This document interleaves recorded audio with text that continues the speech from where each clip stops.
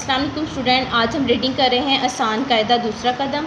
ठीक है, और हमारा पेज नंबर है 17। ठीक है, आज का हमारा जो उन्वान है वो है ई के 3 और 4 हरफी अल्फाज। ठीक है, हमने जो पहले पढ़े थे उसमें 2 हरफी अल्फाज पढ़े थे, लेकिन आज हमारे 3 और 4 हरफी अल्फाज हैं। तो सबसे पहले हम ये देखें, रीडिंग देखें, यहाँ पे लिखा हुआ है त। ठीक है, ये त की छोटी शक्ल है, इसके साथ अलिफ लगा हुआ है। त आता, त आता ल इली, त आता ल इली ताली, ताली। ज आजा, ज आजा त इति जाती। ज आजा ग इगी जागी।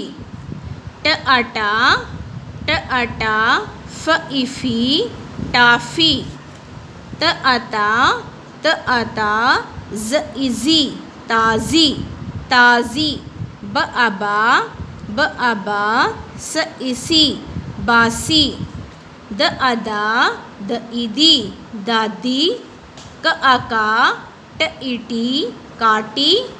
प आपा न इनी पानी। र ओरो ट इटी रोटी।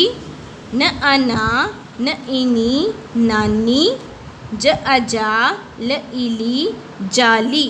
ठीक है, आपने ये 2 लाइन्स की रीडिंग करनी है और ये वीडियो बना के आपने जी सूट पे सेंड करनी है। अल्लाह हाफिज़।